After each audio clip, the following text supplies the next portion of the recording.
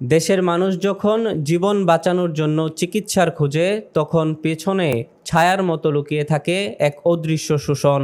আজ প্রশ্ন উঠছে, কেন চিকিৎসার ব্যয় অস্বাভাবিকভাবে বাড়ছে? আর কেন সাধারণ মানুষের নাগালের বাইরে চলে যাচ্ছে জীবন বাঁচানোর সরঞ্জাম?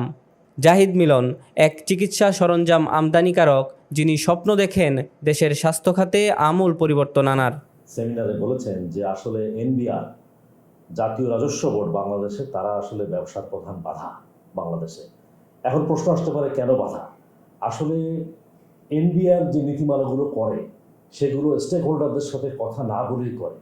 এখন তারা কথা বলে, উপরে কথা বলে, যে বড় বড় ব্যবসায়ীদের সঙ্গে কথা বলে। বড় বড় ব্যবসায়ীরা তাদের স্বার্থ রক্ষা করে সরকারকে উপদেশ দেয়, সে অনুযায়ী আইন তৈরি হয়।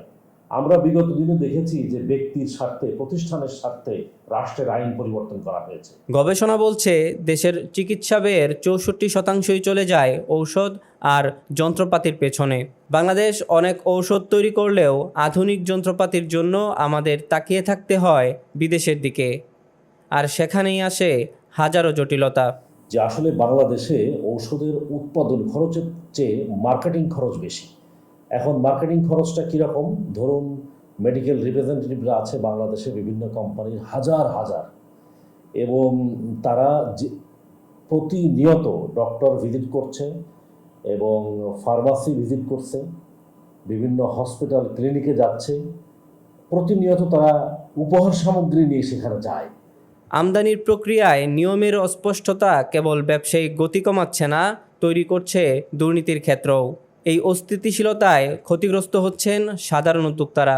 আসলে আমদানির ক্ষেত্রে যেটা প্রধান সমস্যা হয়ে দাঁড়িয়েছে বাংলাদেশে, প্রায় 55 বছর এই দেশটা স্বাধীন হলো, কিন্তু সকল আমদানি পণ্যের এইচএস কোড নেই।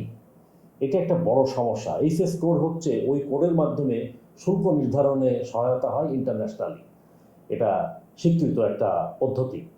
তো বাংলাদেশে এত বছর ধরে পণ্য আমদানি হচ্ছে, এইচএস কোড তৈরির তেমন কোনো উদ্যোগও নেওয়া হয় না এবং এটার উপরে কোনো কাজ করা হয় না।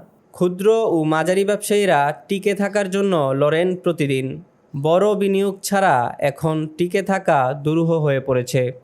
যে সে যখন শিল্পে বিনিয়োগ করবে, একটা ছাত্র পড়ালেখা করে তার পিতার অবস্থাও ভালো না, তাহলে সে কিভাবে বিনিয়োগ করে এইখানে উপরে উঠে আসবে?